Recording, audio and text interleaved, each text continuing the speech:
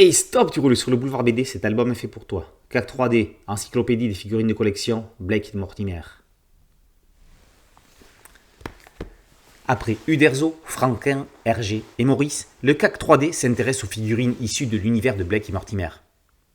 Comme le précise Christian Villard, fondateur des Amis de Jacobs, dans la préface, 2024 célèbre non seulement les 80 ans du débarquement en Normandie, mais aussi le 120e anniversaire de la naissance d'Edgar Pierre Jacobs. Quelle belle occasion pour sortir cet ouvrage qui ravira les fans de l'univers du maître, qu'ils soient collectionneurs ou pas d'ailleurs.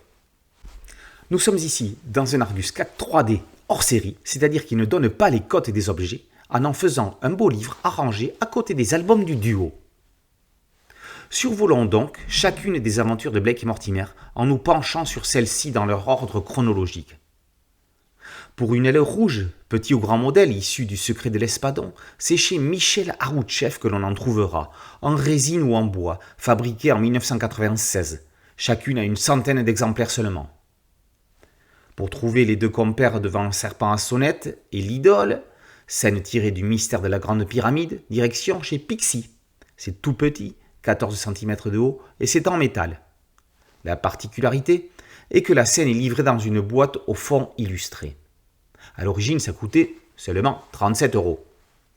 Autre scène remarquable de la même histoire, c'est l'envoûtement d'Olric dans Que ton nom ne soit plus en résine chez Figurine et vous. La célébrissime marque jaune est souvent présente, avec notamment un Guinea Pig de plein pied en résine polychrome chez Faribol.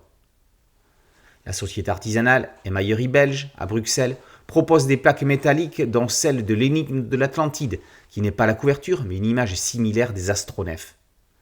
L'objet de 800 par 600 mm est polychrome avec 14 passages couleurs, prix d'origine 850 € pour 119 exemplaires, dont 20 hors commerce. La Ford de 1957 de SOS Météor se trouve, comme de nombreux véhicules, chez Hachette Collection, reproduction au 1/43e. Restons chez Hachette, où il n'y a pas que des voitures, avec le robot de police du piège diabolique. Album dont on retrouve une scène chez Leblond de Lienne, Mortimer se faisant attaquer par des moustiques géants. Retournons chez Aroutcheff pour retrouver Mortimer dans le taxi Simca à Ronde, où il embarque dans l'affaire du collier.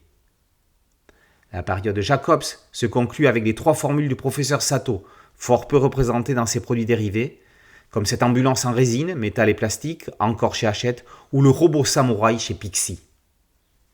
L'après Jacobs n'est pas oublié, avec un peu de Benoît, de Stern, d'Aubin, de Schreiber ou de Juillard.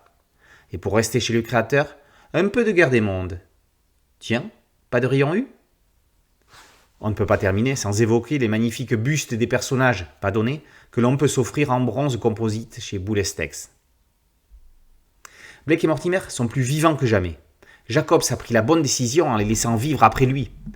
Aussi bien encadrés, d'autres héros auraient pu être encore dans l'actualité. Les figurines le prouvent. Plus que des ouvrages de référence, les CAC 3D sont aux figurines dérivées, ce qu'est le BDM aux albums.